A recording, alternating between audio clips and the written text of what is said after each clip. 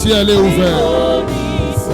Pourquoi lelo Zambabika moi Tikalola Zambabika moi Kama Lele Zambabika moi Tikalola Basaya dana basaka. Oh, na beleli beleli beleli beleli zambe. Tikalola tikalola na yo. On va dire ceci. Lève tes mains. Yondo zana malo baya bomo Yahweh Yolizi boeka Yahweh Yondo zana malo Yahweh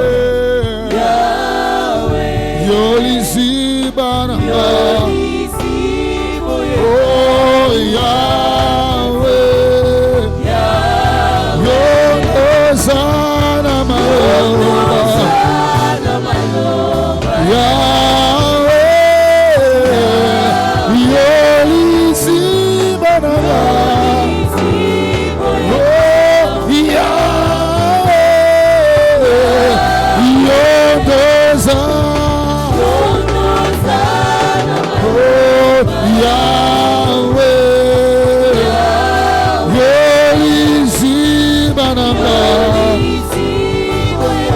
Talaba ya talaba Yahweh lève tes mains Saint-Haut éternel Dieu de l'univers tu es digne de louange oh mon Dieu oh honneur et gloire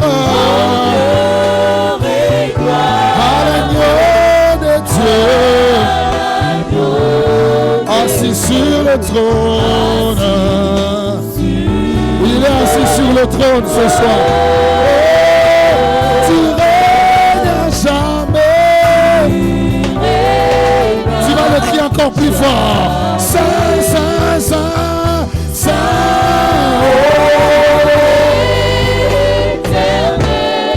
Dieu de l'univers.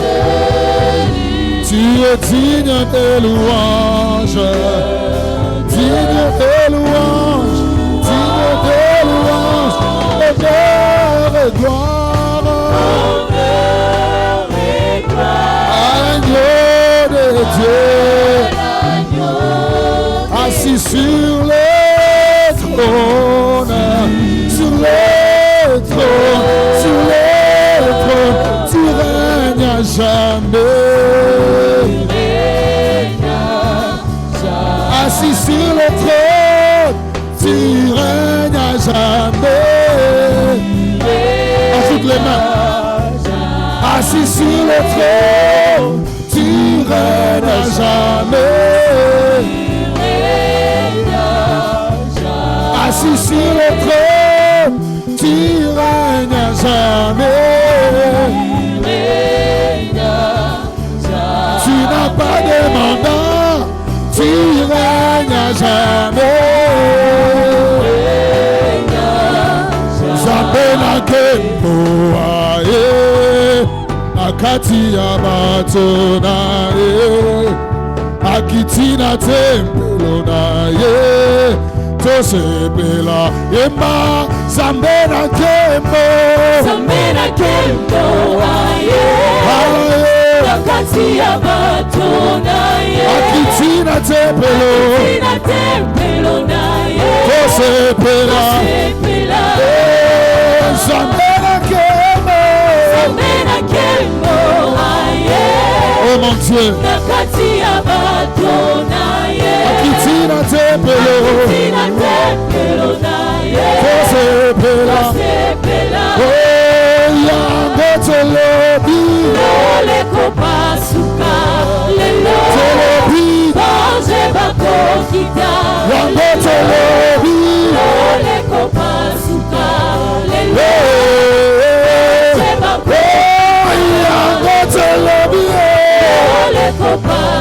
Quelque chose se passe.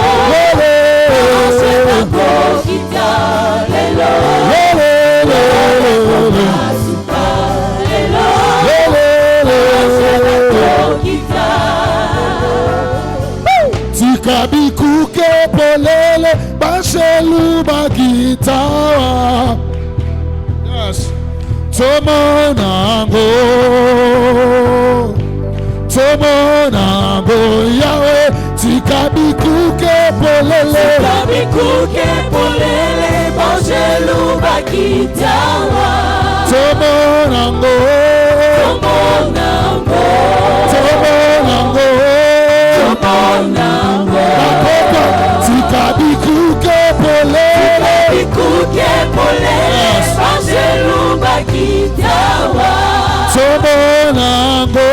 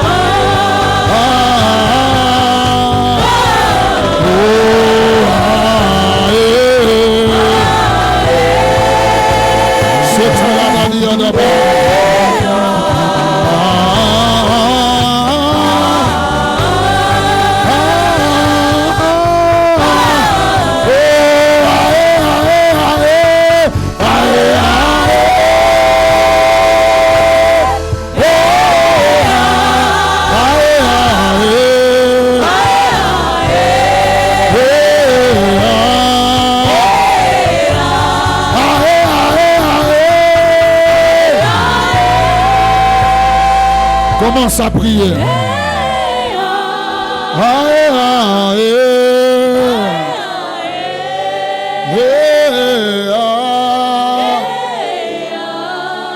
Alors que le son du clavier est en train de monter, est-ce que tu peux prier un moment? Nous sommes venus à la convention de prière des signes et des prodiges. Est-ce que pendant 4 minutes tu peux prier? Je ne sais pas ce que tu attends de Dieu, mais je veux que tu lui parles ce soir. Que tu lui parles. Que tu lui dises, papa, c'est aujourd'hui ou jamais. Je m'attends à un miracle. Je m'attends à quelque chose de nouveau dans ma vie. Oh mon Dieu, j'aime ce que tu es en train de faire dans cette salle. Jatalabrato zikavalida. Aziteleman de le cabo chata. Retelia zavati ezovala. Il faut que ta maladie reste ici et que tu rentres guéri. Il faut que ton problème reste ici et que tu rentres avec une solution. Je vais peut-être t'exhorter quelques minutes, mais nous sommes venus à une convention de prière. Là où le peuple prie, Dieu exauce. Là où le peuple se déverse dans la prière, Dieu exauce. Tenez cette maman-là, tenez-la. Amenez-la, je dois lui imposer la main. Zetele batoli kabadelia. Reku shatali abades. Rekonta mali katana bashaka. Azeli komande nego shataba. Il y a quelque chose de divin dans cette salle ce soir. Et je suis en train de croire que le Dieu qui nous a rassemblés ici va nous faire du bien.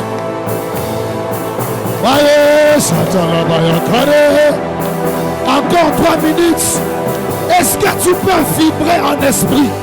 Est-ce que tu peux parler à ton Dieu? Est-ce que tu peux monter? Les parakabashaka. Zekatalabashaka. Oh variable, Mekobanaeta. Presence. Presence. Presence. Presence. Zatalamaya Tobalakaya. Ropanie Zotalamayata.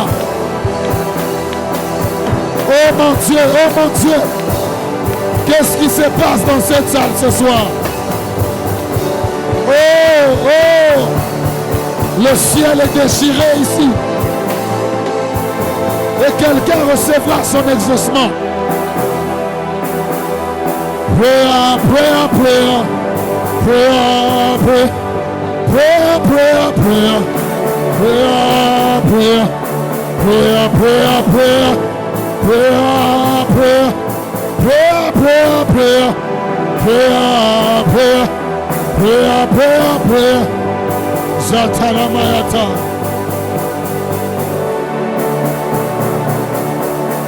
Yes.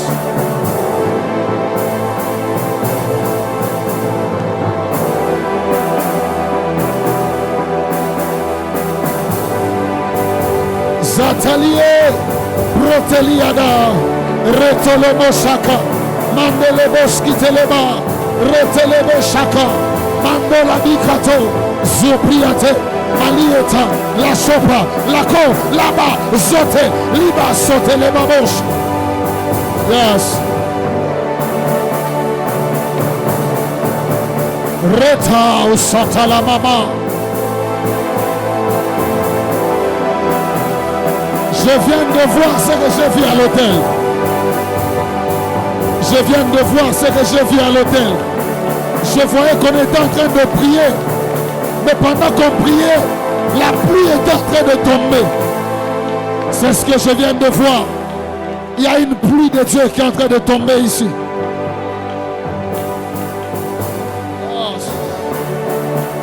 Ah, là-bas. Oh. Ratalabadia c'était.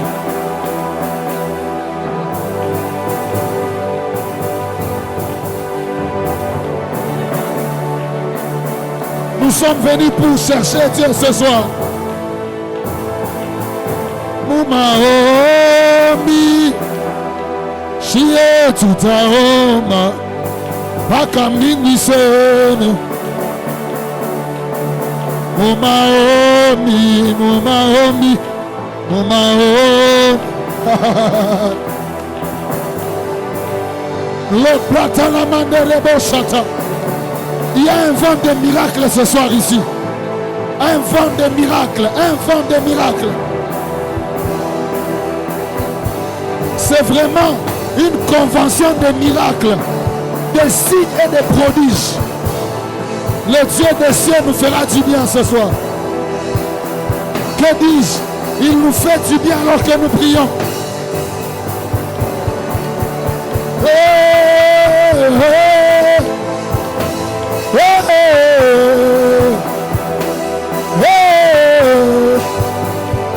hey,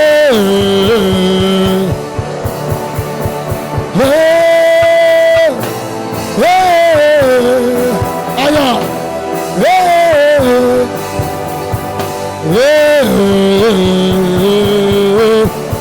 La kuata maazoka, la barako mashaka, ita auzamante, pauta keneba sova.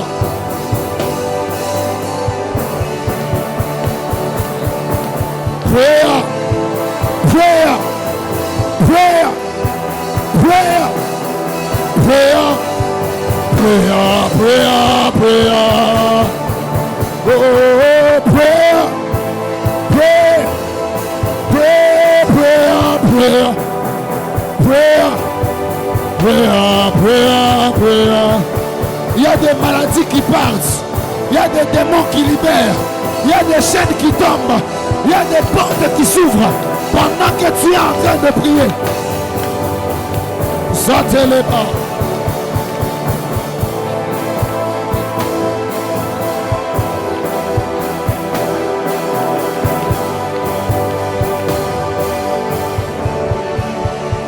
Rotalama yotalaba. Zaprakayada baba.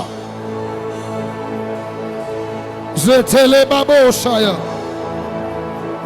Rotaliko Banijabras.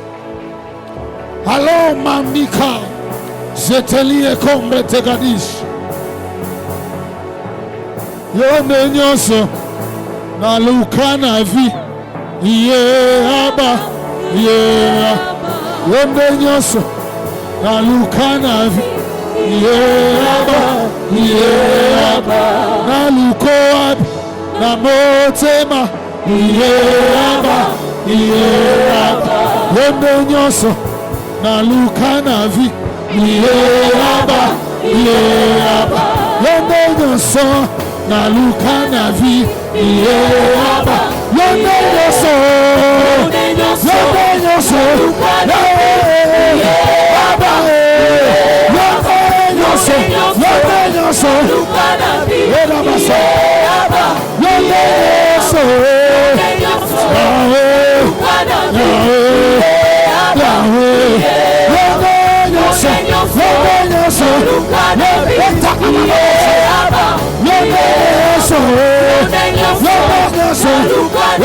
nyonso.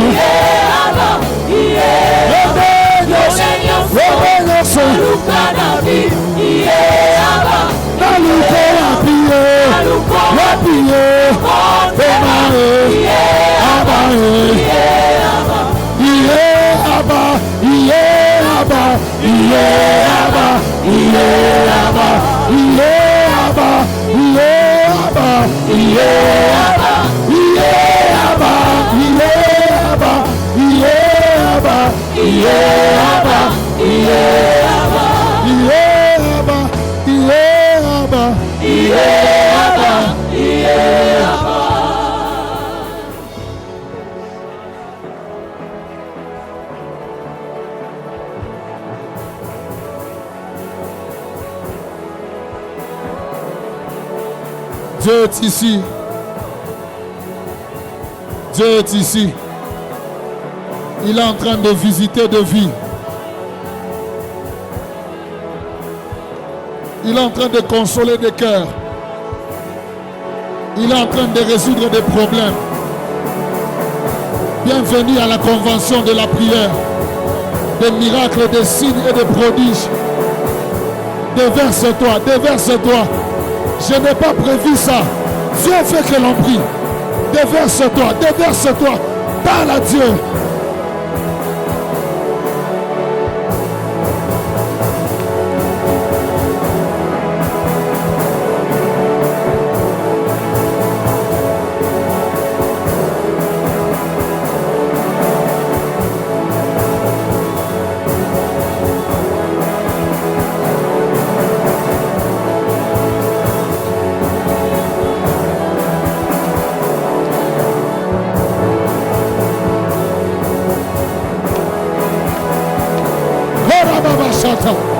Latona, Aloe Mason, Omeate, Indegedea, Uda Babako, Yandaraka, Arabakoba, Isata Baba, Ida Bakote, Ida Baba, Ida Baba Shata, Etelebebe, Rakababa, Yakarababa, Rekababa, Rakababa, Satalababa, Rebaba, Rebaba Sata, Rebaba, Lomaradaba, Lekaraba Shata Lababa, Enoba, Loso, Meate, Farasota, Mando, Pade, Ezata, Abasopa, Endarababa, Loparaka, Zetelia, Mashaka, Lebaba Suta, Yakamande Regos.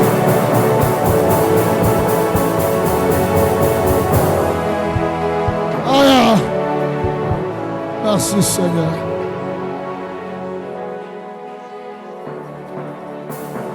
Merci Seigneur.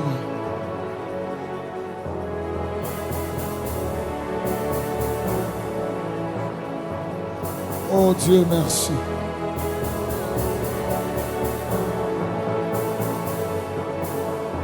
Merci Adonai.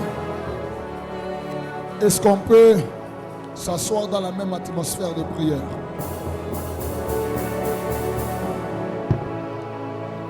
Gardez-moi le même son et le même rythme du clavier. Bien-aimés dans le Seigneur, cette soirée est particulière. Si pendant que j'exhorte, parce que je ne vais pas prêcher, je vais seulement introduire Et je vais vous exhorter un tout petit peu. Mais si pendant que j'exhorte, vous sentez que vous devez prier, déversez-vous. Amen. Donc, je voudrais que l'on se sente très libre dans la présence de Dieu. Dieu sait pourquoi il a répandu cet esprit de prière ce soir. Et ce que je sais, c'est que partout où un peuple prie, Dieu se mobilise pour apporter l'exaucement. La Bible déclare: ô toi qui écoutes les prières, tous les hommes viendront à toi. Nous allons vers Dieu parce que nous savons qu'il écoute les prières. Et le feu de mon cœur et ma prière ce soir, c'est que Dieu entende le cœur de quelqu'un qui soupire après Dieu dans le nom de Jésus. Encore une fois, je voudrais vraiment dire merci à Dieu ce soir pour l'opportunité et la grâce qu'il a trouvé bon de nous faire, d'être ici présent. Il nous a pris de là où nous étions avec beaucoup de grâce et beaucoup de facilité. Nous avons pu arriver ici par sa miséricorde et nous lui rendons de multiples actions de grâce. Je voudrais encore réitérer mes remerciements et mon estime envers le pasteur Gilles ainsi que maman Stéphanie. Merci encore une fois pour la marque de confiance. Vous savez, on m'a toujours appris que lorsqu'un homme de Dieu vous appelle pour une première fois et qu'il vous rappelle la deuxième fois, c'est qu'il vous a vraiment fait confiance. Mais ici, je crois que c'est devenu ma maison. Ce n'est pas une première ou une deuxième fois que je suis là. Merci beaucoup de tout cœur. Merci à tous les serviteurs de Dieu et servantes de Dieu qui travaillaient autour de l'homme de Dieu. Nous savons que c'est parce que vous êtes là que l'œuvre de Dieu avance. Amen. J'ai trouvé beaucoup d'améliorations par rapport à la fois dernière. Il y a beaucoup de choses qui sont en train de se dessiner ici. Et nous croyons que ce n'est que le début parce que le Seigneur veut vraiment nous amener de gloire en gloire. Amen. Vraiment de gloire en gloire. Cette année 2025 est une année très glorieuse pour cette église. Déjà, quand je parle là, je me rappelle que quand j'ai prié à l'hôtel, je voyais que ces murs ici étaient en train de tomber. Et j'ai entendu élargissement. Dieu va vous élargir. Dans les 5 prochains mois, avant la fin du mois de mai, vous constaterez que le Seigneur vous aura déjà élargi.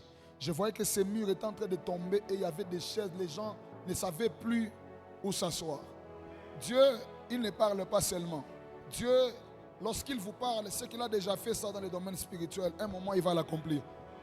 Et nous croyons que la saison dans laquelle cette église est déjà entrée, parce qu'on ne va pas dire qu'elle va entrer, parce qu'elle est déjà entrée dans la saison. C'est une saison de faveur et de grâce. Et je prie que de la même manière que l'église entre dans une autre saison, parce que vous faites partie de l'église, que la saison de votre vie change aussi dans le nom de Jésus de Nazareth. Alors, je vais vous exhorter très rapidement. Je ne suis pas venu seul, je suis venu accompagné de l'homme de Dieu, mon frère, le prophète Jonathan. Il est de Lubumbashi, mais maintenant il est ici pour des raisons de travail. Il est là, est-ce qu'on peut le saluer alors qu'il se tient debout? Gloire à Dieu. Je suis aussi venu accompagné d'une sœur. Elle est venue de très loin. Elle était en Chypre pour des raisons d'études. Maintenant, elle est ici. Et c'est une grande servante de Dieu qui a une plateforme Espérance des femmes. Elle encadre beaucoup de jeunes sœurs, beaucoup de femmes. Et elle fait un travail très, très, très excellent. Je parlais de la servante de Dieu, Anna. Est-ce qu'on peut la saluer pendant qu'elle se tient aussi debout? Merci d'être là. Voilà, que le Seigneur vous bénisse. Je viens de voir le prophète David là au fond. Que Dieu te bénisse, mon frère. Que Dieu soit béni. Merci aussi à vous, peuple de Dieu. Je crois que c'est parce que vous êtes là que nous allons prêcher la parole. Et donc, merci d'être venu. Mais aussi, je crois que c'est pour vous une opportunité de rencontrer le Dieu qui est dans cette église. Et parce que vous êtes là, le Dieu qui nous a rassemblés ici ne manquera pas de nous faire du bien ce soir. Alors, saluez votre voisin, j'aimerais qu'on prêche ensemble ce soir. Dites-lui, voisin, ce soir je suis prêt à vivre tous les miracles que Dieu a prévus pour cette convention. Si ton voisin n'est pas prophétique, tu peux te tenir debout, tu changes, tu lui dis, voisin, moi je suis venu pour bénéficier pleinement.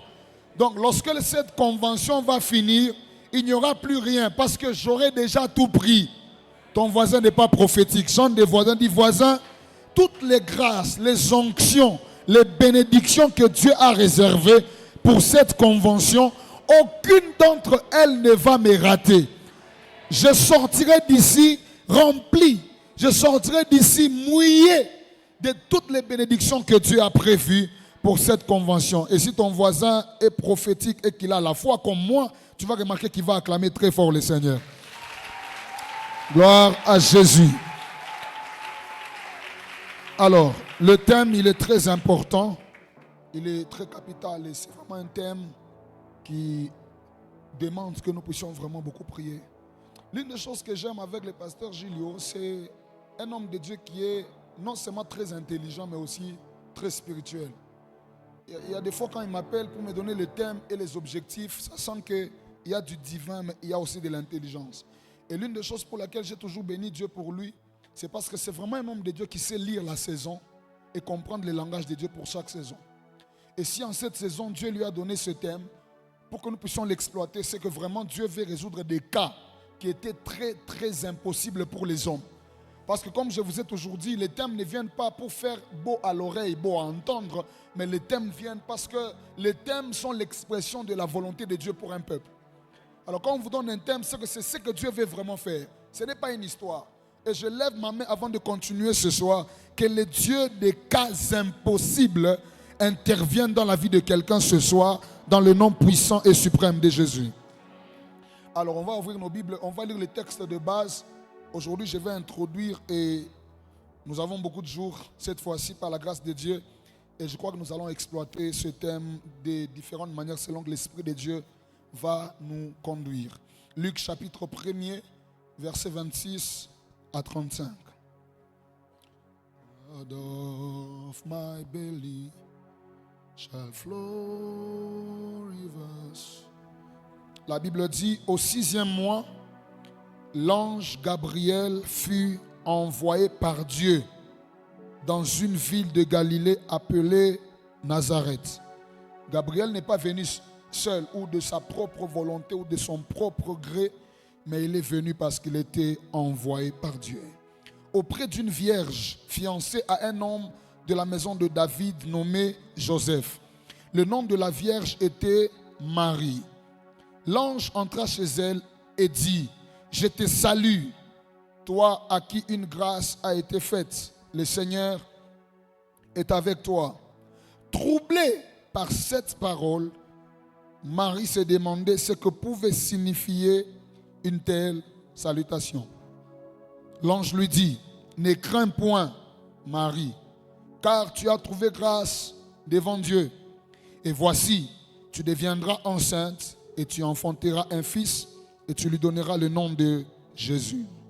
Il sera grand et sera appelé fils du Très-Haut. Et le Seigneur Dieu lui donnera le trône de David, son père.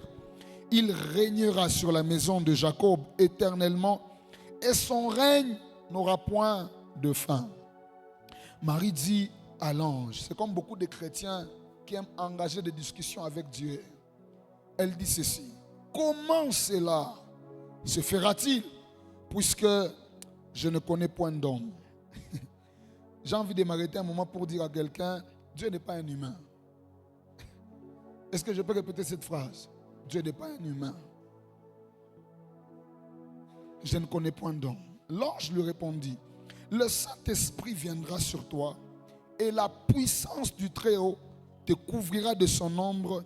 C'est pourquoi le Saint-Enfant qui naîtra de toi sera appelé Fils de Dieu. La Bible dit dans la suite, alors, qu'est-ce qui se passe? La Bible dit, voici, Élisabeth, ta parente, a conçu elle aussi, et un fils dans sa vieillesse, et celle qui était appelée stérile est dans son 6e mois. Car rien n'est impossible à Dieu. S'il vous plaît, arrêtons-nous un moment. Regardez votre voisin droit dans les yeux. Dites-lui avec foi, rien n'est impossible à Dieu. En tout cas, s'il n'a pas la foi de recevoir, changez. Regardez, dites-lui, rien. Écoutez, lorsque la Bible dit rien, c'est rien. La Bible n'a pas mis une parenthèse. J'aime la Bible. Vous savez, des fois, ne cherchons pas à chercher des révélations là où il n'y en a pas. Parce que quelqu'un voudra dire, les rien là, c'est juste ta santé. Non, la Bible dit rien. C'est-à-dire, rien, c'est rien. Même la mort ne peut pas déranger Dieu, en fait. Rien ne lui est impossible. Marie dit, je suis la servante du Seigneur, qu'il me soit fait selon ta parole. Et l'ange la quitta. Rien n'est impossible à Dieu. C'est le thème sur lequel nous allons travailler. Alors je vais vous exhorter un peu parce que aujourd'hui j'ai vraiment à cœur que l'on prie.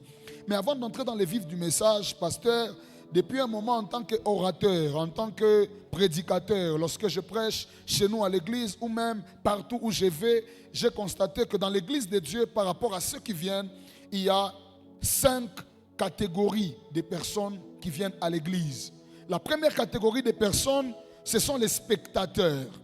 C'est des personnes qui viennent juste pour observer. Ils viennent juste pour voir ce qui va se passer. Ils viennent à l'église et ils se disent, je vais juste voir. Ça, c'est la première catégorie de personnes et cette catégorie ne me plaît pas du tout. La deuxième catégorie de personnes qui viennent à l'église, ce sont les analystes. C'est comme ça que je les appelle. Les analystes, ce sont des personnes qui viennent pour voir l'orateur. C'est les genre de personnes qui se disent, allons voir comment il va prêcher. Allons voir comment le pasteur est habillé. Allons voir comment les protocoles sont habillés aujourd'hui. C'est des personnes qui viennent pour voir comment est-ce que la chorale va chanter. C'est des personnes qui, après le culte, ils veulent analyser. Est-ce que le frère là avait fait la voix soprano comme il fallait? Donc, ce sont des frères qui viennent à l'église avec un esprit analytique. Troisième catégorie de personnes, je les ai appelées les obligés. Et je prie Dieu que tu ne sois pas de la catégorie de ces personnes. Pasteur, les obligés, ce sont les personnes qui viennent au culte ou à l'église parce qu'ils savent que si je ne viens pas, le pasteur va me suspendre. C'est des frères et des sœurs qui viennent à l'église par contrainte. J'y vais parce que si je n'y vais pas, on va me convoquer au bureau. C'est-à-dire, c'est des personnes qui n'ont aucun objectif avec Dieu, qui viennent pour remplir des fonctions. Je viens parce que je dois filmer le culte. Je viens parce que c'est moi le leader aujourd'hui. Je viens parce que c'est moi le protocole. C'est moi qui suis aligné. Les obligés. Quatrième catégorie de personnes, je les ai appelées les habitués. Les habitués, ce sont les personnes qui sont habituées au culte et ils sont beaucoup plus habitués à la manière de faire lorsque nous sommes à l'église. Ils savent que chez nous, on commence par la chorale qui chante. Et puis un modérateur monte, il donne des points de prière. Et puis la chorale reprend. Et puis après, on va nous prêcher. Et puis après, s'il y a des prophéties, on va nous donner. Et puis après, on va donner les offrandes, on va partir. Ce sont des habitués. Ils viennent, ils se sont déjà habitués à la présence de Dieu. Habitués au pasteur. Et certains vont même loin. Ils sont vraiment habitués à recevoir des prières chaque jour après culte. Ils viennent. Ils sont habitués à la présence de Dieu. Et quand on leur demande, pourquoi tu ne vas pas à l'église aujourd'hui? Pourquoi tu y vas plutôt? Il dit, j'y vais parce que, en fait, je suis juste habitué à mon église. Les habitués. Ces 4 premières catégories de personnes, je ne les apprécie pas du tout. Parce que ce sont des gens de personnes qui ne reçoivent rien dans la présence de Dieu. Mais la 5e catégorie de personnes, c'est par là que je vais commencer mon message, je les appelle les assoiffés. Dis à ton voisin, les assoiffés. Les assoiffés sont des personnes, pasteurs, qui ne viennent pas à l'église pour regarder les autres. Ils ne sont pas spectateurs. Ils ne viennent pas à l'église pour analyser les cultes, voir comment les lumières vont commencer à se changer. Ils ne viennent pas parce que s'ils ne viennent pas, le pasteur va les suspendre. Ils ne viennent pas parce qu'ils sont habitués, mais ils viennent parce qu'ils s'attendent à Dieu. On les appelle les assoiffés. On dirait que chaque culte pour eux est comme un premier culte pour eux, là où ils sont en train de prier. Ils viennent tous les jours à la borde, à la parole éternelle. Mais chaque fois qu'ils viennent avec une soif de voir Dieu. Ils viennent et quand ils viennent, ils sont en route. Ils se disent, c'est mon culte aujourd'hui. Ils viennent et ils se disent, je m'attends à Dieu. Aujourd'hui, c'est moi que Dieu doit toucher. Ils viennent à l'église et ce sont les gens des personnes qui sont généralement visités par Dieu. Frères, avant d'être le prédicateur que je suis devant vous, mes frères savent, je suis l'une des personnes qui tombait beaucoup à l'église. Quand l'onction venait, je tombais. Les gens disaient, c'est frère, Anazobela Kwangura, frère, ce n'est pas les habitudes. Quand je venais, j'avais soif de voir Dieu. Et ça fait que ma disposition faisait que à chaque culte, Dieu me voyait. Frère, si vous êtes venu dans cette convention en étant parmi les 4 premières catégories de personnes, revoyez votre vision. Parce que c'est la convention des miracles, des signes, des prodiges. Mais il se peut que vous passiez à côté des objectifs si vous n'êtes pas encore fixé. Dis à ton voisin, est-ce que tu t'attends à Dieu ce soir? Quelqu'un qui s'attend à Dieu, il n'attend pas que la prédication finisse. Il prie quand il sent qu'il doit prier. Un assoiffé de Dieu, il n'attend pas qu'on déclare. Quand on prêche, il est disposé à recevoir des choses. Et je crois que c'est pour cette catégorie de personnes que Dieu fait ce qui est impossible. Parce qu'avec Dieu, si vous voulez voir l'extraordinaire, sortez aussi de l'ordinaire. Votre attitude doit sortir de l'ordinaire. Vos prédispositions dans la maison de Dieu doivent sortir de l'ordinaire. Si ton voisin va commencer à chatter, toi tu éteins ton téléphone. Si ton voisin va vouloir rire, toi tu vas être sérieux. Si ton voisin va commencer à chiquer pendant qu'on prêche, toi tu es disposé. Et c'est à cette catégorie de personnes que Dieu fait ce qui est impossible. Alors rien n'est impossible à Dieu. Avant d'entrer dans le vif du sujet, ce qui est impossible, qu'est-ce que ça veut dire? Ou ce qui est impossible, c'est quoi? Quelle est la définition de ce qui est impossible? Ce qui est impossible, numéro 1, c'est ce qui ne peut pas se produire. Ce que les hommes ne peuvent pas faire. Je vais prendre un exemple pour nous faire comprendre. En tant qu'humains, nous ne pouvons pas produire les nuages. Nous ne pouvons pas fabriquer une deuxième terre. La terre a déjà été créée par Dieu. C'est impossible de recréer la terre. Parce que nous sommes humains. Ce qui est impossible, c'est ce qui ne peut pas se faire par les hommes. Retenez très bien mon introduction. Deuxième des choses, ce qui est impossible, c'est ce qui est aussi difficile, mais aussi pénible. C'est difficile. Quelqu'un qui entre à l'hôpital, on diagnostique son corps et les médecins disent qu'il a des tumeurs au niveau des reins. C'est un cas qui est difficile. Un cas qui est impossible. Une dame me parlait récemment, elle a dit, berger, j'ai une cousine pour qui il faut que tu viennes prier. Et elle m'a dit, elle souffre d'un cancer. Et les médecins ont dit que son cancer-là ne peut être guéri. C'est difficile pour elle d'avoir la guérison. Ce qui est impossible, c'est ce qui est pénible, difficile. Troisième des choses, ce qui est impossible, c'est ce qui relève de l'incapacité humaine. Donc, ce qui relève de l'incapacité humaine s'appelle ce qui est impossible. C'est ce qui va au-delà des capacités des hommes. C'est là que vous entendez quelqu'un dire, je ne peux plus jeûner au-delà de 20 jours. Je ne peux plus jeûner au-delà de 3 jours. C'est difficile pour moi. C'est-à-dire, je ne suis pas capable d'aller au-delà. C'est ce qui est impossible. Mais maintenant, regardez, ce thème vient vers nous pour nous faire comprendre que ce qui va au-delà des capacités humaines ne sont pas au-delà des capacités de Dieu. Je voudrais dire à quelqu'un, ce que les hommes ne peuvent pas produire, Dieu peut les produire. La Bible déclare, ce sont des choses que l'œil n'a point vues, que l'oreille n'a point entendues, des choses qui ne sont même pas montées dans le cœur de l'homme. Ce sont ces choses-là que Dieu réserve pour ceux qu'il aime. C'est-à-dire, ce que les hommes n'ont jamais vu dans ta vie, Dieu peut les produire. Ce que les hommes n'ont jamais expérimenté, Dieu peut le faire. Ce qui est impossible, pénible, difficile pour l'homme, n'est pas difficile pour Dieu. Et vous devez écrire ceci. Dans le dictionnaire de Dieu, le mot impossible n'a pas de définition. Est-ce que je peux répéter cette phrase? Dans le dictionnaire de Dieu, le mot impossible n'a pas de définition. Quand Dieu consulte son dictionnaire, le mot impossible, lorsqu'il regarde, il n'y a aucune définition. Vous savez, pour chaque mot, lorsque nous ouvrons le dictionnaire, nous trouvons la définition. C'est quoi la valise? C'est quoi la fleur? C'est quoi l'intelligence? À chaque mot est attaché une définition. Mais dans la manière de Dieu de définir les choses, le mot impossible n'a pas de définition. C'est-à-dire, pour Dieu, rien, et alors rien ne lui est impossible. Et vous devez savoir qu'il y a des mots-clés lorsqu'on veut parler d'un Dieu qui est capable de tout faire. Il y a des mots-clés, et ce sont ces mots-clés qui vont vraiment nous accompagner durant cette convention, et on va prier là-dessus. Le premier mot-clé, lorsqu'on parle d'un Dieu pour qui rien n'est impossible, c'est le mot surnaturel. Dis avec moi surnaturel. Alors, le surnaturel, c'est ce qui ne s'explique pas par les lois de la nature. Ce qui est surnaturel, c'est ce qui ne s'explique pas par les lois de la nature. C'est ce qui va au-delà de l'intelligence humaine. C'est le domaine de Dieu. Et je voudrais prier Dieu pour quelqu'un ce soir, que Dieu produise des œuvres surnaturelles dans ta vie. des œuvres que les hommes ne sauront pas expliquer, des choses que les lois de la nature ne peuvent pas expliquer. C'est comme ce que Jésus avait vécu. Jésus n'a pas vécu la loi de la pesanteur. Il a commencé à monter, les disciples le voyaient.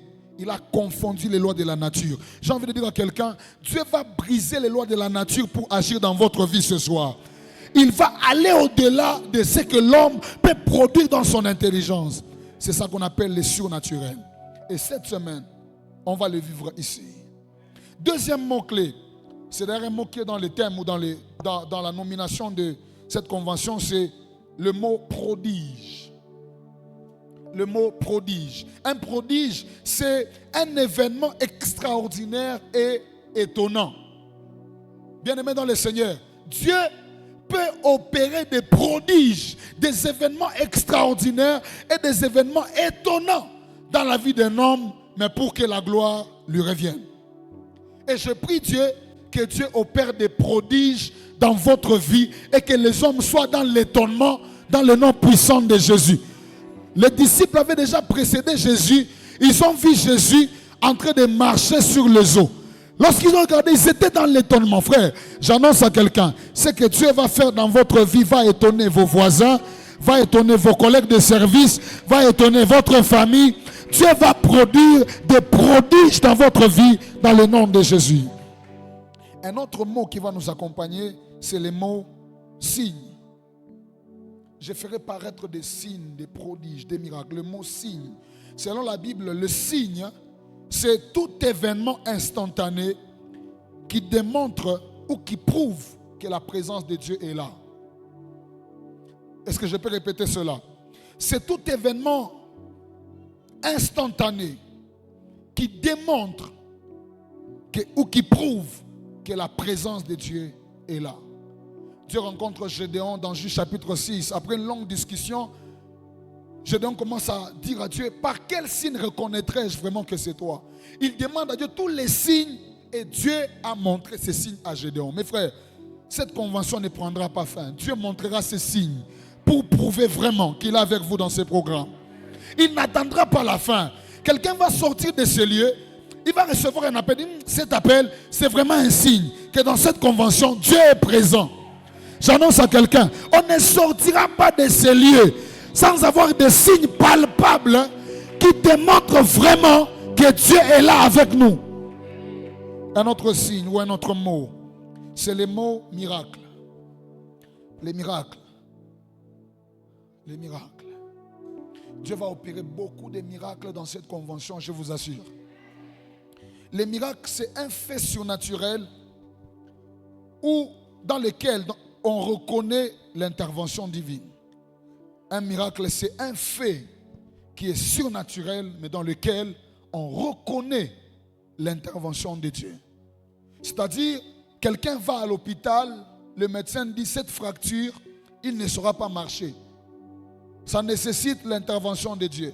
Et la personne vient à l'église, les pasteurs imposent les mains, ils jettent les béquilles et ils marchent. C'est-à-dire, pour le cas de cette infirmité-là, ça nécessitait l'intervention divine, mais de manière surnaturelle. Mes frères, comme Dieu l'avait fait avec Marie, ce soir, il mettra un enfant dans le ventre d'une stérile.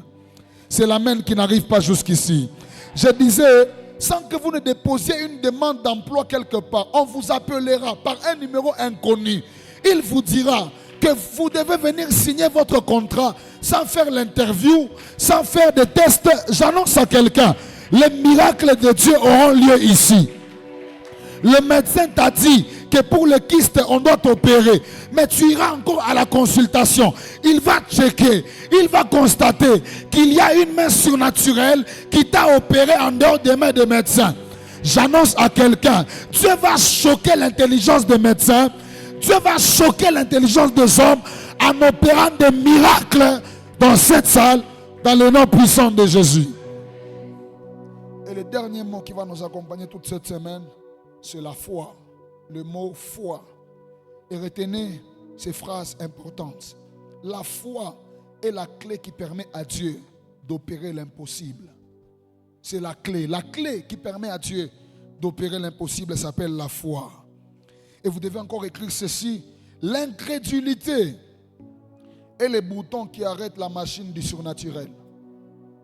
L'incrédulité est le bouton sur lequel on appuie pour arrêter la machine du surnaturel. Vous savez, quand Dieu a déjà commencé à opérer pour votre vie, ou quand il fait opérer, la seule chose qui peut empêcher à Dieu d'opérer des œuvres surnaturelles et miraculeuses dans votre vie, c'est l'incrédulité.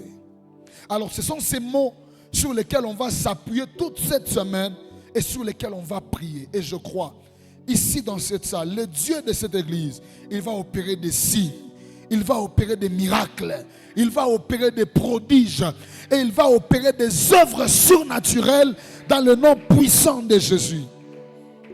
Alors, il y a une histoire qui se passe dans la Bible. Dieu envoie son ange Gabriel qui va venir donner un message prophétique à Marie. Il lui salue, il dit: je te salue parce que tu as trouvé grâce. Marie était étonnée parce que dans l'ancien temps en Israël, la salutation ne signifiait pas seulement le fait de dire bonjour à quelqu'un ou de lui saluer. La salutation avant en Israël, lorsque quelqu'un te dit je te salue, ça voulait aussi simplement dire je te félicite. Donc l'ange voulait lui dire je te félicite parce que toi, tu as trouvé grâce auprès de Dieu. C'est comme ça que la Bible déclare qu'elle était perturbée, elle était troublée et elle se demandait qu'est-ce que signifie cette salutation. En d'autres termes, elle voulait dire je me demande pourquoi cet ange vient me féliciter. Et l'ange lui donne le message, il lui dit tu vas tomber enceinte. Tu vas porter une sémence et l'enfant que tu auras, tu vas lui donner le nom de Jésus. Après la discussion, Marie est choquée. Elle se dit comment cela se fera-t-il? Parce que moi, je ne connais pas d'homme. C'est comme ça qu'il y a plusieurs personnes ici. Lorsque des fois Dieu donne des messages prophétiques, je vais t'élever, je vais te donner du travail, tu auras des enfants, tu vas monter. La plupart des gens s'asseyent et se disent Seigneur, je n'ai pas fait de longues études. Comment deviendrai-je directeur dans cette entreprise-là? Mes frères, Dieu n'est pas un humain. Dieu n'est pas un humain. Elle s'est posé cette question-là. Comment ça va se faire? Parce qu'en fait, moi je ne connais pas d'homme. Écoutez, j'ai déjà vu Dieu donner à une femme des enfants qui n'a pas de trompe et de matrice. Dieu n'est pas un humain. J'ai déjà vu Dieu donner à quelqu'un du travail sans qu'il n'écrive un CV. Dieu n'est pas un humain. Et l'ange commence à lui démontrer la méthode dans laquelle Dieu va opérer. Mais dans la finalité, l'ange conclut avec une phrase importante. C'était la phrase la plus courte de la conversation entre l'ange Gabriel et Marie. Il dit, rien n'est impossible à Dieu. Tout ce que l'ange voulait faire comprendre à Marie, c'est que là où toi tu trouves que c'est impossible, ce n'est pas impossible pour Dieu. Là où toi tu crois que ça ne peut pas se faire, bien aimé dans le Seigneur, ce n'est pas parce que ça ne peut pas se faire selon les calculs des humains que dans les plans de Dieu aussi ça ne peut pas se faire. Je voudrais dire à quelqu'un, là où l'homme est limité, c'est là où la capacité de Dieu commence. Là où l'intelligence de l'homme s'arrête, c'est là que la magie de Dieu commence. Là où l'homme se sent limité, c'est là que Dieu va au-delà. Dis à ton voisin, Dieu n'est pas un humain. Et quand l'ange lui dit rien n'est impossible à Dieu, qu'est-ce que ça voulait vraiment dire?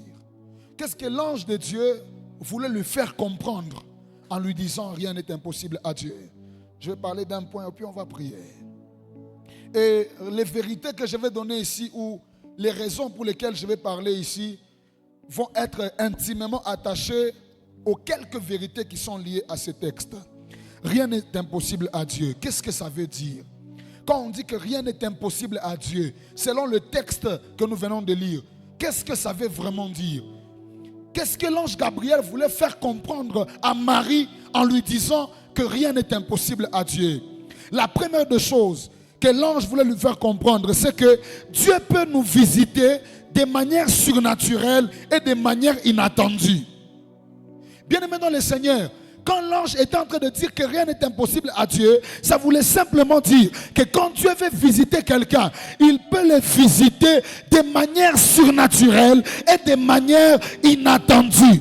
Lorsque l'ange vient vers Marie, dans Luc chapitre 1, le verset 26, Marie ne s'attendait pas. Et Marie n'a pas reçu une visite d'un homme, mais elle a reçu la visite d'un ange. Je voudrais dire ceci à quelqu'un. Par rapport au cas que tu as dans ta vie, par rapport à la situation que tu traverses, ce soir, Dieu peut te visiter de manière surnaturelle et de manière inattendue. Quelqu'un qui est assis le matin, il ne s'attend à rien. On l'appelle, on lui dit, on va te mettre dans ton compte $10 000. Inattendu, c'est surnaturel. Tu commences à te poser des questions. Je n'ai pas attendu ça. Personne ne m'avait promis de l'argent. Comment ça arrive? Écoutez, Dieu n'est pas un humain. Dieu, est-ce que vous savez que Dieu peut vous donner par des moyens qui ne sont pas conventionnels des choses dont vous avez besoin? Dieu peut mettre dans le ventre du poisson de l'argent. Écoutez, quand Dieu veut vous visiter, il ne passera pas normalement par les voies des humains. Vous devez arrêter de penser à une chose. J'ai remarqué ça, pasteur. Lorsque les gens prient, ils disent à Dieu, Seigneur, visite-moi. Quand ils prient, dans leur calcul, ils calculent l'oncle qui est élevé dans la politique. Non, comme mon oncle travaille à la présidence, comme j'ai pris que Dieu me visite. Donc, vraiment, après la prière, l'oncle va m'appeler. Écoutez, vous pouvez finir de prier, vous sortez de là. Dieu vous dit, allez juste à la route. Avant que vous n'arriviez à la route, quelqu'un vous croise. Il vous dit, vous avez besoin d'argent? Oui. Il vous donne $100 000. En fait, si votre foi n'est pas encore arrivée à ce niveau-là, c'est que vous n'allez pas voir des résultats avec Dieu. La Bible même dit que lorsque la foi n'a pas atteint le niveau de la folie, elle n'a pas de raison d'être. Vous devez croire que Dieu peut vous visiter quand vous vous y attendez le moins. Je ne sais pas comment vous êtes venus ici. Peut-être que vous ne vous attendez forcément à rien, mais Dieu viendra vers vous de manière surnaturelle et de manière inattendue. J'étais stérile, je ne sais pas comment, mais je me retrouve enceinte. J'étais chômeur, je ne sais pas comment, mais on m'a appelé pour un travail. J'étais sans argent, je ne sais pas comment, mais on m'a appelé pour un contrat. J'annonce à quelqu'un ce soir, Dieu va visiter quelqu'un dans le nom de Jésus. Et vous devez retenir ceci, c'est que quand Dieu veut accomplir sa volonté ou son plan dans la vie d'un homme, rien ne peut l'arrêter. Je vais enlever quelque chose dans notre intelligence, bien-aimés dans le Seigneur. Écoutez, vous devez arrêter de croire qu'un sorcier peut bloquer ce que Dieu veut faire dans votre vie. Vous devez arrêter de croire qu'un sorcier... Écoutez, si Dieu a décidé que vous touchez $1 million, même si le plus grand sorcier qui est enfermé en dessous des eaux s'est levé, il ne peut pas arrêter ce que Dieu veut faire dans votre vie. Les chrétiens d'aujourd'hui ne vivent pas les miracles parce qu'ils croient aux liens de famille plus qu'à la parole de Dieu. Ils croient aux sorciers du Kasaï plus qu'à la présence de Dieu. Écoutez, si vous donnez plus de foi au diable, vous ne verrez pas Dieu intervenir. Dis à ton voisin, arrête de croire que la sorcellerie est plus forte. Dieu est le maître des temps et des circonstances. Et quand il décide de faire quelque chose, il ne demande la vie à personne. La Bible déclare que Dieu est assis sur son trône et il fait ce qu'il veut. Quand Dieu veut visiter quelqu'un et faire ce qui était impossible, il ne va pas demander à votre voisin. Écoutez, la saison arrive où quand Dieu veut vous donner un bon boulot, il ne va questionner à personne. Dieu va vous donner des enfants sans demander l'avis de vos parents. Est-ce que vous savez que si vraiment Dieu demandait les avis des gens avant de bénir, nous on ne serait pas serviteurs de Dieu. Il y a vraiment des gens, si Dieu devait leur poser la question, où papa on a dit, à quoi moutoumi? Ah oui, vraiment bangé, pas bangé. C'est parce que Dieu est Dieu qu'il ne demande pas l'avis des hommes avant de vous appeler. Et j'ai envie de dire à quelqu'un, Dieu va faire des choses dans votre vie sans demander l'avis des hommes. Parce que les hommes pourraient être un cal pour vous. Mais Dieu fera des choses qui vont surprendre même vos parents qui vous ont fait grandir, vos frères avec qui vous habitez. J'annonce à quelqu'un, de manière surnaturelle et de manière inattendue, le contrat que vous attendez là sera signé cette semaine. Je ne sais pas à qui je parle, mais j'annonce à quelqu'un, cet enfant-là que vous attendez, cette semaine vous allez concevoir. Je ne sais pas à qui je parle, ce boulot-là que vous attendez, cette semaine, de manière miraculeuse, ça va venir vers vous. Je ne sais pas à qui je parle. Il y a une sœur qu'on avait épousée en une semaine. Un homme est venu de la Suisse. Il a dit, je cherche une femme à épouser. Il rencontre la sœur le mardi. Le jeudi, il a doté. Le samedi, ils se sont mariés. Le lundi prochain, ils sont allés en Suisse. J'annonce à quelqu'un, Dieu n'a pas besoin que tu fasses 6 mois de fiançailles.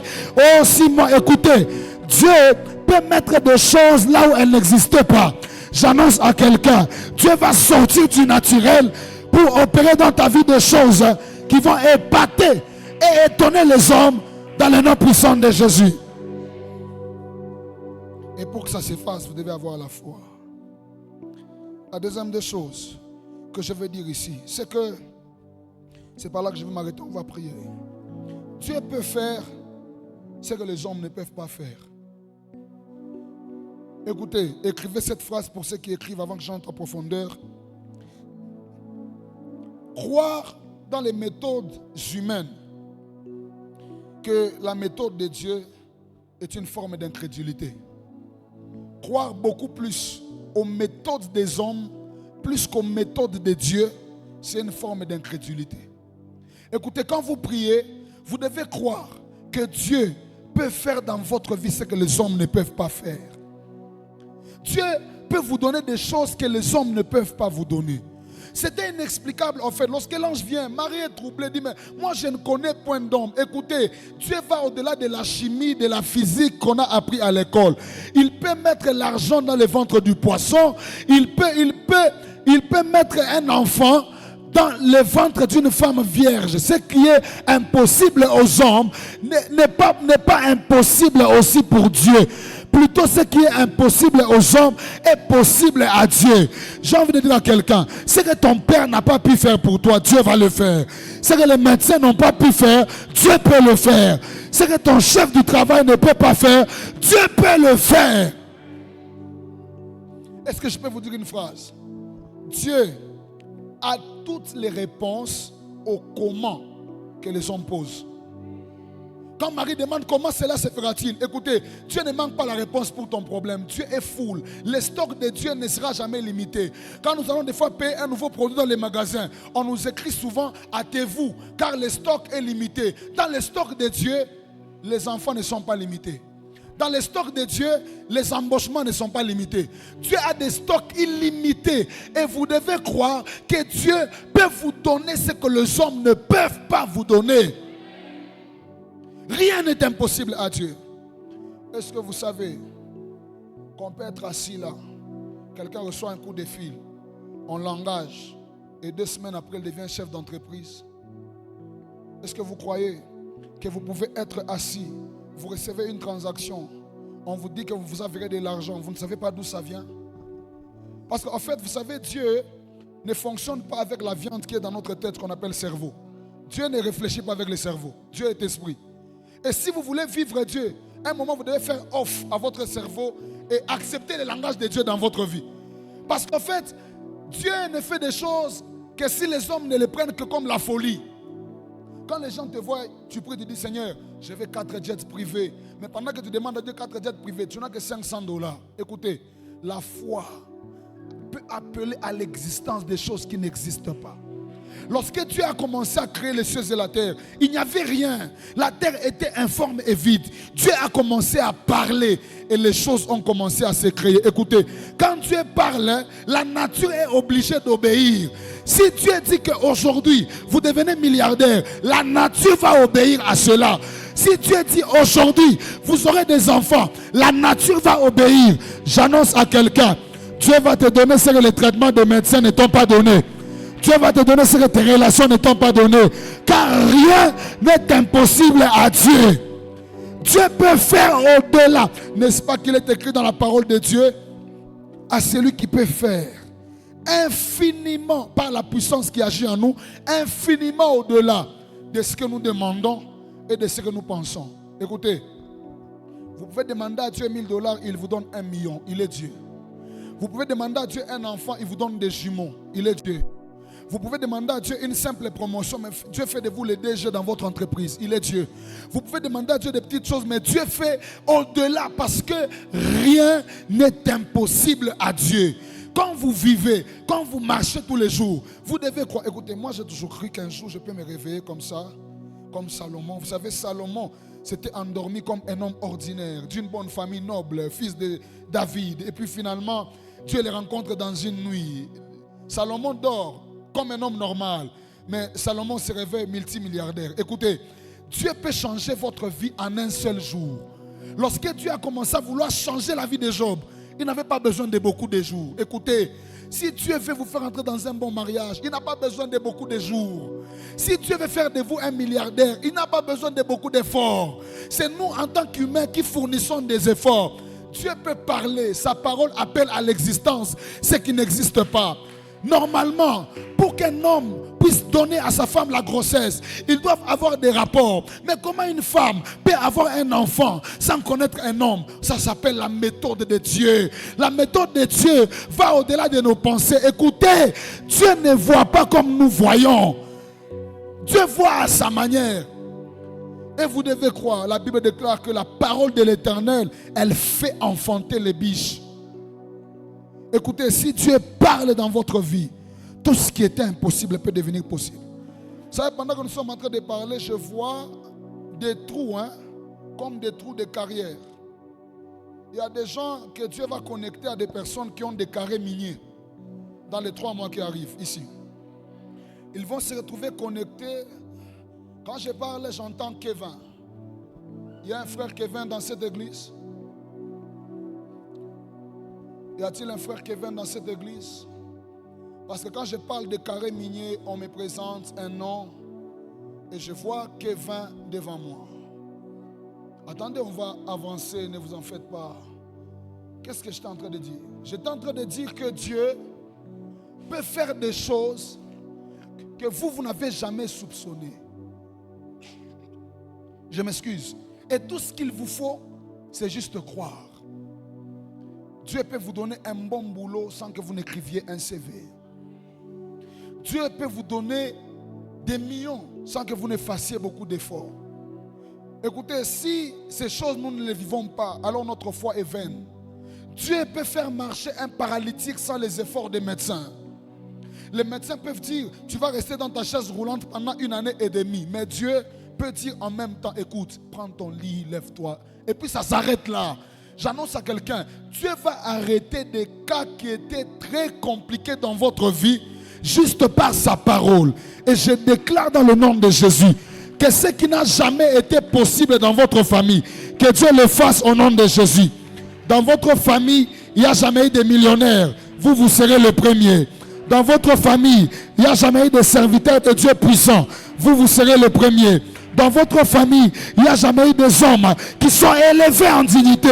Vous, vous serez le premier. Car rien n'est impossible à Dieu. Dieu peut guérir les kystes. Dieu peut guérir le sida. Dieu peut guérir l'hernie. Dieu peut guérir le cancer des seins.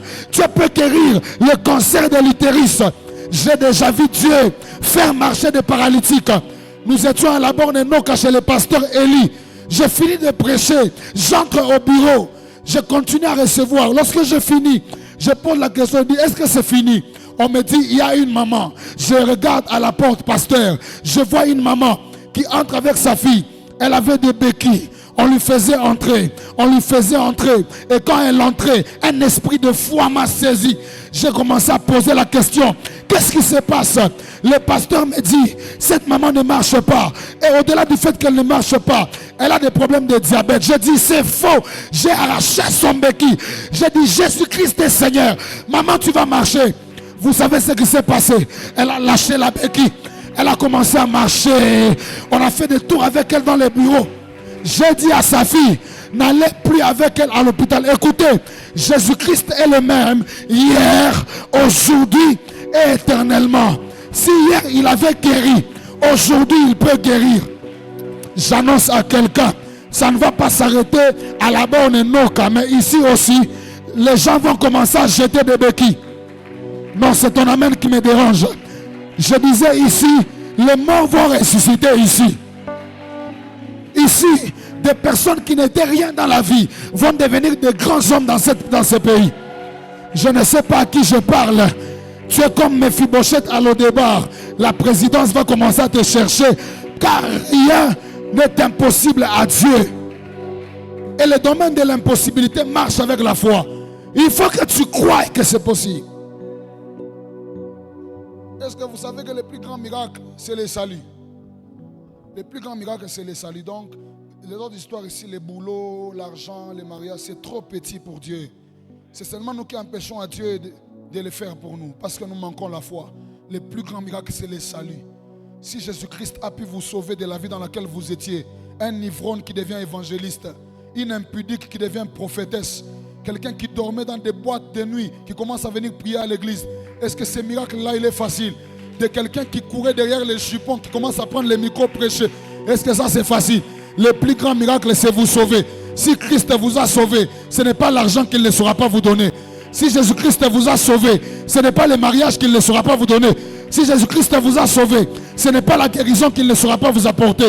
Et j'annonce ce soir qu'un vent de miracles commence dans cette église. Les miracles de finances, les miracles de maternité, les miracles dans l'onction. Que des grands miracles commencent dans le nom puissant de Jésus. Ce qui est impossible aux hommes est possible à Dieu.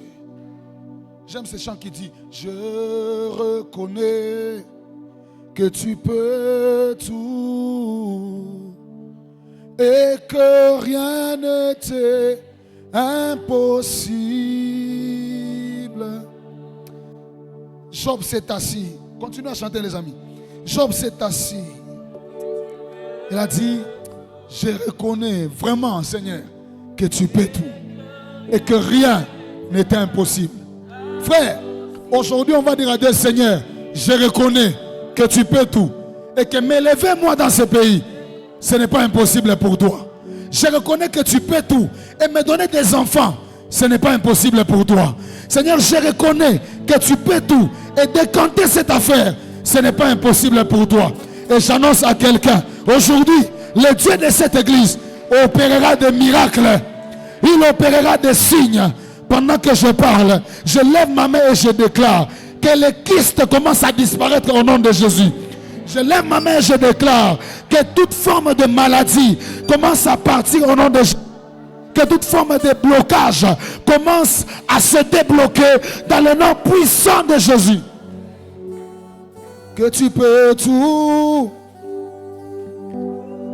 et que rien ne t'est impossible.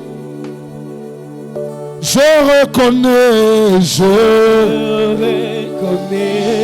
reconnais que tu peux tout dans ma vie.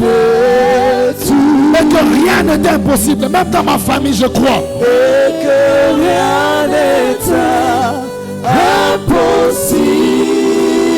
Ce soir, je reconnais que tu peux tout. Et que rien n'est impossible. Oh Seigneur, fais-moi voir. Seigneur, fais-moi voir ta gloire. Oh oui, Seigneur, fais-moi voir. Seigneur, fais-moi voir. Chante-le avec foi. Oh Seigneur, fais-moi voir. Seigneur, fais-moi voir ta gloire. Ta gloire. Seigneur, fais-moi voir. Seigneur, fais-moi voir ta gloire.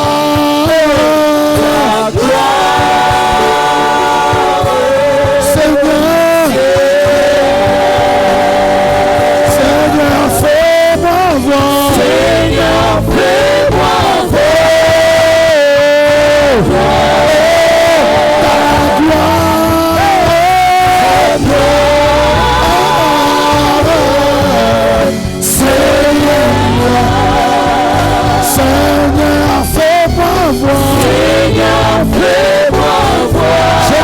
ce soir, dans ma famille, ta gloire,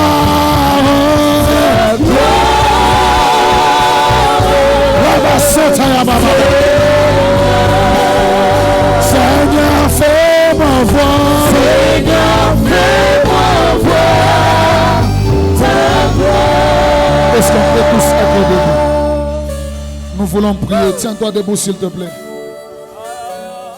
Quand je parle de Kevin, on me présente une petite fille dans mon esprit. Et j'entends, en fait, si je parle de Kevin, ce n'est pas sur lui que je vais parler, mais c'est que Dieu veut sauver une petite fille. J'entends qu'on l'appelle Prunelle. C'est un frère d'ici. Il est d'ici. attaché ici. Et est-ce qu'il a une petite fille qui s'appelle Prunelle? Est-ce qu'il y a moyen vraiment de l'appeler demain et si c'est possible, qu'il vienne avec cette petite? Je voyais qu'on voulait lui ravir cet enfant. Mais Dieu refusait avec cet enfant. Mes frères, rien n'est impossible à Dieu. Les hommes ont dit que c'est déjà fini, mais rien n'est impossible à Dieu. Dans cette salle, avant qu'on prie, je l'ai senti. Est-ce qu'il y a quelqu'un qu'on vient de licencier il n'y a pas longtemps? Quelqu'un qui a perdu le boulot? Ici.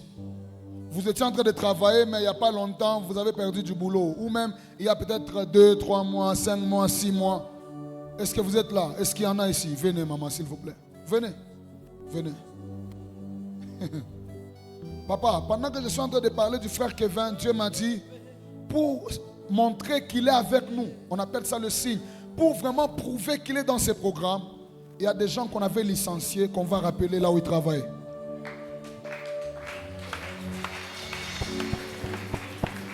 Bon, mais maintenant, maman, vous voulez qu'on vous rappelle là où vous travaillez ou bien vous voulez travailler ailleurs avec un meilleur boulot que celui que vous avez? Un autre? D'ailleurs, là où vous étiez, vous avez eu beaucoup de combats. Il y a une dame qui a beaucoup combattu vos pieds pour que vous ne puissiez pas travailler. Mais parce que vous n'êtes plus là-bas, j'entends qu'on l'appelle Mujinga. Elle vous a beaucoup combattu. Ouais. Beaucoup. Beaucoup. Je vois une femme avec des gris-gris qui lance tout le temps aux pieds, tout le temps. Et quand je parle, l'ange de Dieu me dit, mais dis à Mujinga pourquoi elle ne veut pas arrêter. Parce qu'apparemment, même malgré que vous aviez arrêté ce boulot-là, le combat continue. Maintenant, c'est devenu comme une chose, comme une haine pour un règlement de compte. Mais maintenant, maman, écoutez ce que Dieu va faire. Numéro 1, Dieu va vous donner un autre boulot, mais ça sera dans le service de l'État. Parce que quand je parle, je vous vois être assise, mais dans les bureaux de service de l'État. Et vous travaillez dans le domaine administratif. C'est ça que Dieu va faire. Mais numéro 2, quand je parle, je vois en Swahili, on appelle ça machichi. Je vois, pasteur, qu'on enlève ça dans les jambes de maman et on relance d'où c'est venu. Cette dame-là, dans 3 jours, elle va tomber. Et le même signe que vous sentiez chaque fois que vous entriez va revenir chez elle. Et Dieu m'a dit, c'est une confusion qu'il met dans le camp des ténèbres parce qu'il a décidé de vous défendre. Et vous n'allez pas mourir tôt, vous allez vivre longtemps. Parce qu'il n'y a pas longtemps, il y a des rêves, des morts qui se répètent. Il y a vraiment des rêves de morts qui se répètent. Mais pendant que je parle, je vois un cercueil qu'on est en train de casser. Vous saurez que le Dieu de cette église est un Dieu vrai. Et que le pasteur sert dans la crainte et dans la sincérité. Maman, venez. Depuis que je suis arrivé ici, excusez-moi pasteur, je sais que vous n'êtes pas au programme, mais permettez. Depuis que je suis entré dans cette salle, je voyais des choses. Je voyais beaucoup d'huile dans les mains du pasteur Julio. Mais cette huile-là, ça s'allumait en feu, ça s'allumait. Et permettez pour le service de ce soir que toutes les personnes sur qui Dieu parlera, qu'on les impose des mains. Quelque chose va se déclencher. Maman, il y a d'autres voies que Dieu veut vous créer. Est-ce que vous savez que Dieu avait donné à Sarah un enfant alors qu'elle était doublement ménopausée dans la Bible? Elle avait plus de 80 ans, mais Dieu lui a donné. Écoutez, Dieu peut vous donner des choses, même si vous croyez que votre âge est déjà avancé. Dieu ne regarde pas à l'âge. S'il avait donné à Sarah un enfant, il peut vous donner à vous un bon boulot, comme si c'est maintenant que vous voulez commencer à travailler dans la vie. C'est ce que je viens de voir maintenant. Allez que le pasteur prie pour vous. Mon frère, vous voulez revenir là où vous étiez ou vous voulez travailler ailleurs? Vous voulez travailler ailleurs. Vous, il y a un problème. Il y a vraiment un problème qu'on doit régler maintenant. Et on va prier. Le problème, c'est que je suis en train de voir que vous êtes en train de marcher. Mais pendant que vous êtes en train de marcher, je vois quelqu'un qui vous arrête et qui vous enlève les chaussures et vous vous retrouvez en train de marcher pieds nus. Quand vous marchez pieds nus, je demande à l'Esprit de Dieu, qu'est-ce que ça signifie? Dieu me dit, gloire, on avait jeté sur lui un mauvais sort, mais ce mauvais sort vient de 2 endroits. Le premier endroit, c'est Académie. Il y a un mauvais sort qui vient de Calémie et un autre mauvais sort qui vient de Kolwezi ici, côté, je ne connais pas trop Kolwezi. Je vois comme les côtés, comme la route qui va vers Moussono. Vous voyez, il y a comme une route là qui va vers Moussono. Et je vois, on a jeté un mauvais sort, mais dans ce sort, on a dit que vous ne devez jamais traîner avec un travail. Et c'est ce que vous constatez. Vous pouvez avoir un contrat, ça ne traîne pas, ça s'arrête. On peut même vous appeler, vous commencez un travail, vous ne l'avez même pas encore fini, on les rend. Mais vous savez ce qui se passe pendant que je viens de voir cette vision. Dieu me présente une autre image dans laquelle je vois, on est en train de vous faire porter des ketchs de couleur blanche à vos pieds. Après cette prière, les boulots que vous allez avoir, il n'y aura plus personne qui aura la capacité de vous les ravir. Même s'il est dans le fétichisme ou dans la sorcellerie. Ce que Dieu va faire avec vous ce soir prouvera que le Dieu d'ici, il est vivant. Cette loi-là, ce mauvais sort est en train de tomber. Et le Saint-Esprit me dit, dans 72 jours, on vous appellera pour un grand deuil dans la famille. Avant d'y aller, venez que le pasteur prie pour vous. Je vois un grand arbre qui tombe et je vois que vous commencez à monter comme une flèche et votre vie devient très meilleure. Le Saint-Esprit m'a dit, c'est une loi qu'il est en train de résoudre ce soir. Je prie Dieu, s'il y avait une loi qui avait déjà condamné quelqu'un à avoir des boulots qui ne tardent pas, tu trouves un boulot et puis ça s'arrête sans problème, sans aucune cause. Ce soir, que cette loi soit rompue dans le nom de Jésus.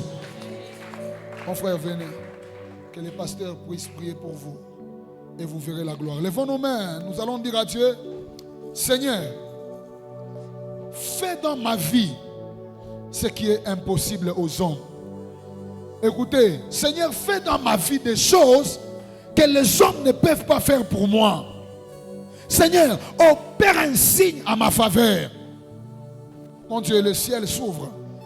Seigneur, opère un miracle dans ma vie. Je vais te voir et te témoigner ce soir. Bien-aimé, prie comme si tu es en train de prier quand tu chasses les démons. C'est-à-dire que tu es en train de battre le main, tu es en train de prier, tu dis à Dieu, Seigneur, je fais un miracle. Est-ce qu'on peut battre les mains et prier? Que Dieu opère des signes à notre faveur.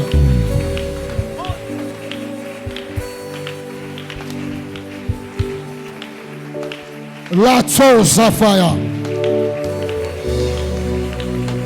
Zati Labako Mayate.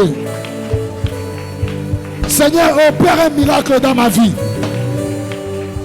Est-ce que tu peux prier avec foi comme quelqu'un qui veut vraiment recevoir un miracle? Japrata la Mayate. Le prakosete les marches. Seigneur, je veux que tu opères un signe à ma faveur. Opère un miracle. Fais des choses qu'un humain ne peut pas faire pour moi. Les Saïta.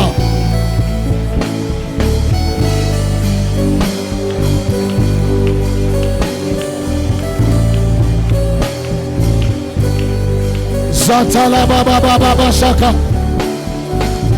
Le prayata la manderebas. La komayate le baboshaya. Roma sayata lama. Il y a un vent de miracles qui commence. Dieu va guérir les maladies. Il y a des esprits qui vont lâcher. Continuez à prier le Seigneur. Radadaba Santalamaya. Rakatalama Satelema. Rakatalama Sete. Opère un signe à ma faveur. Opère un miracle à ma faveur. Opère un miracle à ma faveur. Je vais vivre un miracle, Seigneur. Je vais te témoigner aussi. Je vais te voir dans ce programme. Opère un signe dans ma vie. S'il te plaît, Seigneur, fais quelque chose. La rabasaya la rababa. Ratalamande rebas. Rakosatalamande. Karababa Setelema. Oda Asai. Rakoplate Levayate. Opère un signe à ma faveur. Opère un signe à ma faveur. Je vais te vivre. Je vais te voir. Je vais te voir. Je vais te voir. Je vais te voir. Je vais te voir. Visite-moi ce soir. Seigneur, fais-moi voir sa gloire. Oui, ta gloire. Oui,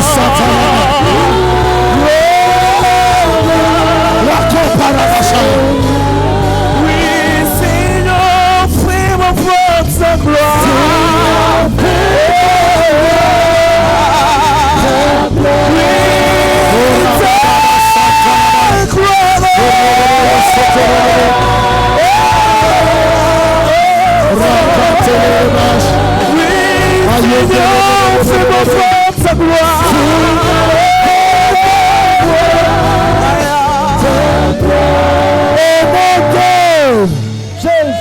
Levons largement nos mains. Quel vent, quelle gloire. Levons nos mains, fermons nos yeux. Il y a une visitation de Dieu ce soir. Fermons nos yeux, levons nos mains. Dans cette salle, il y a une femme. Le monde des ténèbres l'avait beaucoup combattu avant son mariage. Mais finalement, par la grâce de Dieu, elle a accédé au mariage. Mais dans le monde des ténèbres, on avait dit qu'elle ne doit plus avoir des enfants. Et je vois, on a mis dans son ventre comme quelque chose qui lui crée des douleurs interminables. Le but, c'est de bloquer la maternité. Mais pendant que je parle, là où elle se trouve, elle va sentir comme une chaleur anormale dans son corps. Et l'Esprit de Dieu me dit, c'est la soirée de sa délivrance.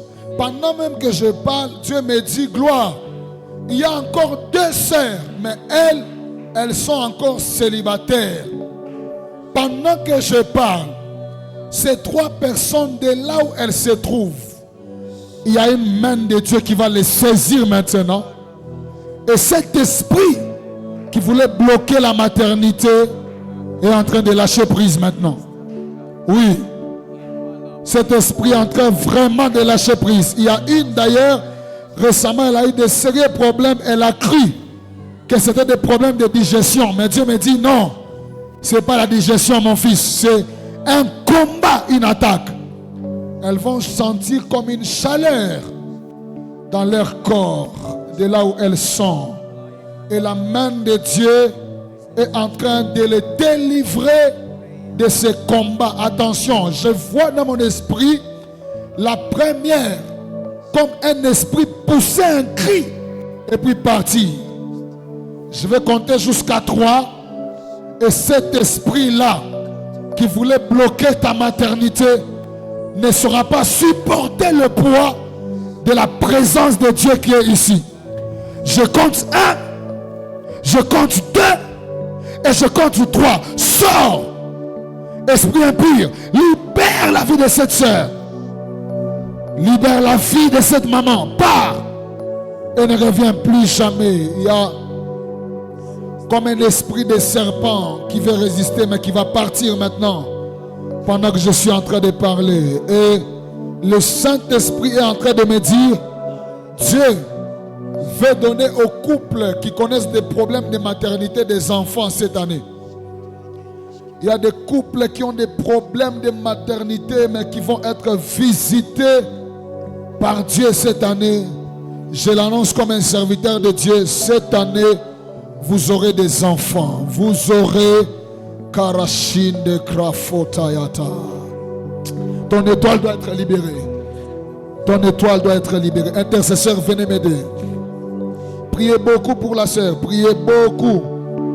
J'ai vu une étoile comme bloquée et j'ai vu comme un serpent qu'on a enlevé dans les ventres de cette sœur. S'il vous plaît, aidez-moi. Je suis en plein travail. Ne me regardez pas, levons nos mains. Il y a des délivrances que Dieu est en train d'opérer. Mon Dieu. Karashana. Papa, en fait, vous, il y a quelque chose. Venez, s'il vous plaît. Levons nos mains, fermons nos yeux, mon Dieu. Il y a... Priez beaucoup pour la sœur. Priez vraiment, s'il vous plaît.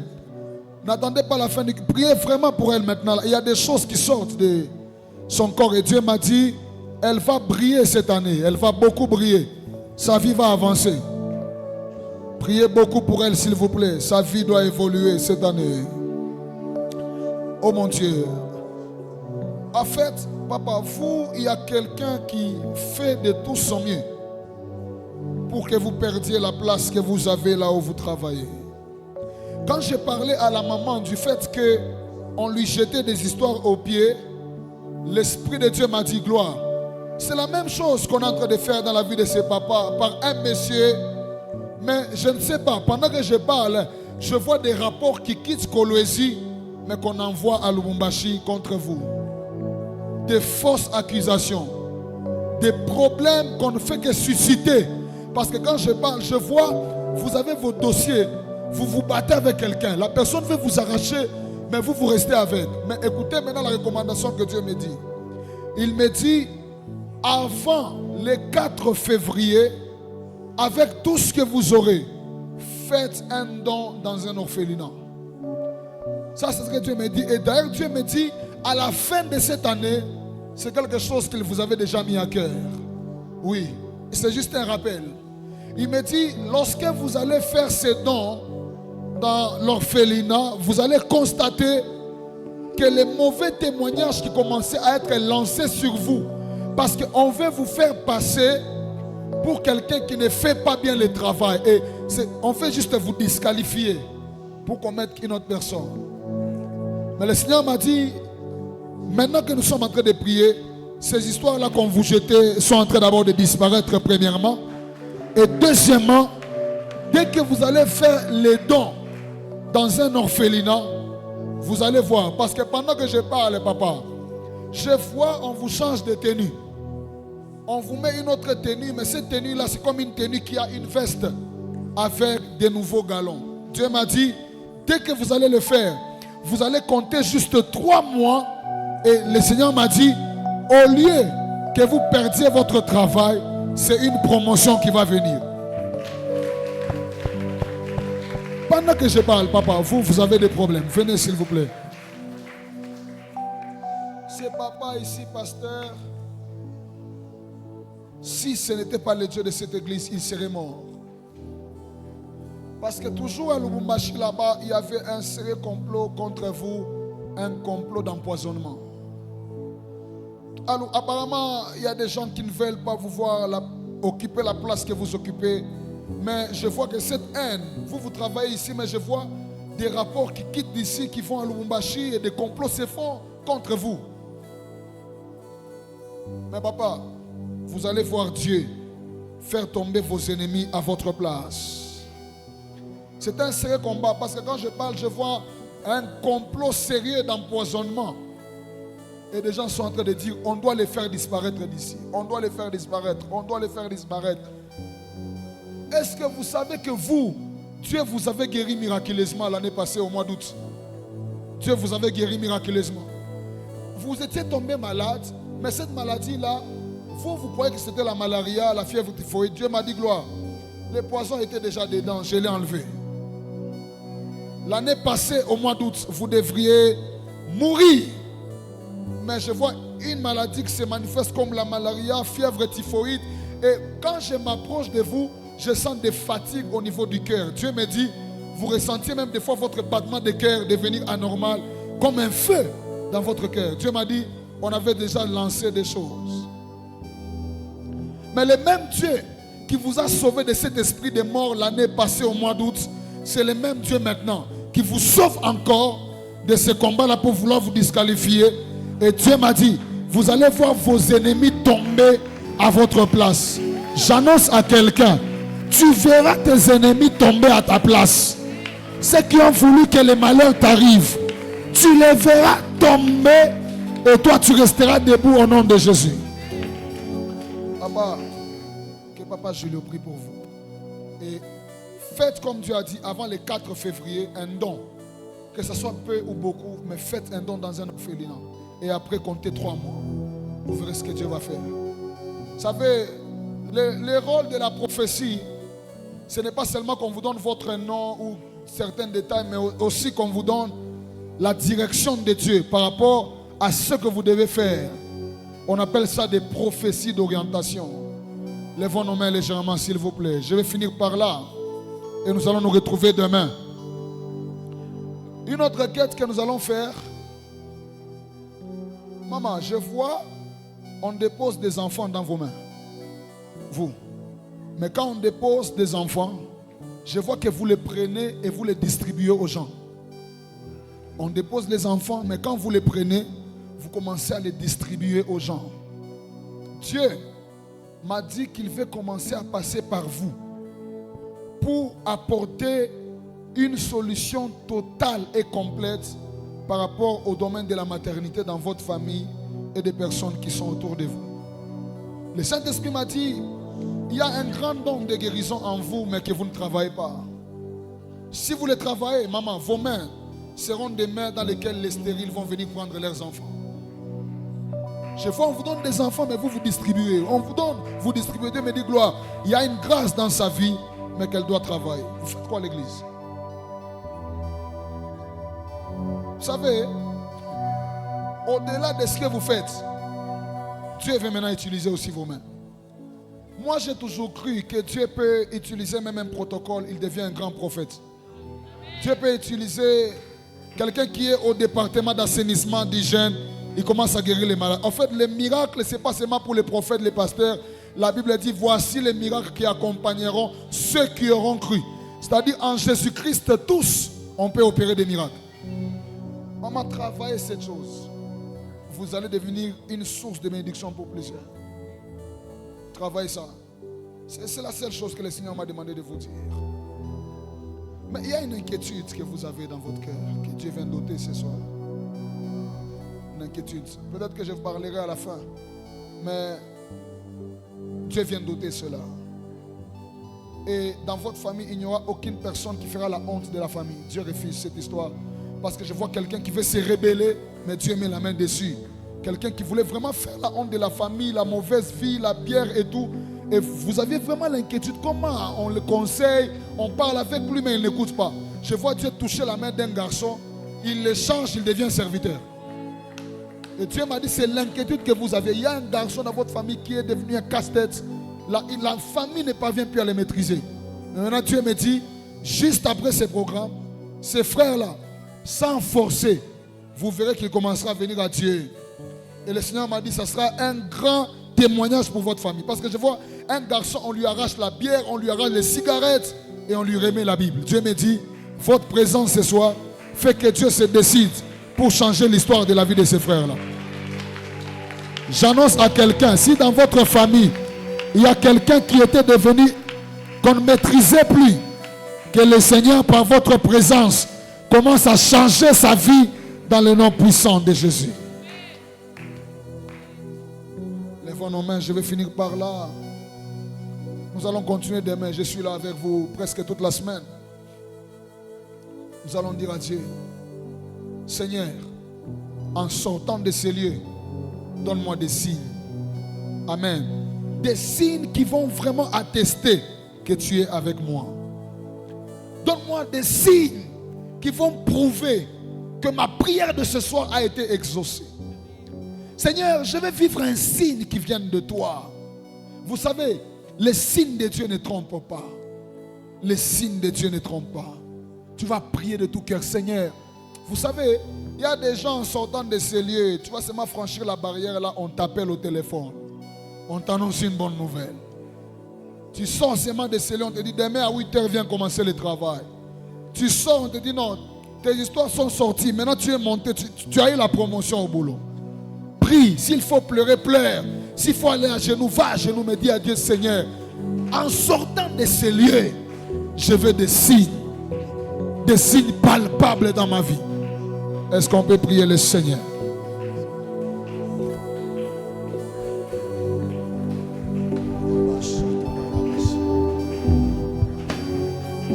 Prie au nom de Jésus, prie, prie, prie. Nous sommes déjà à la fin. Seigneur Dieu Tout-Puissant, visite-nous.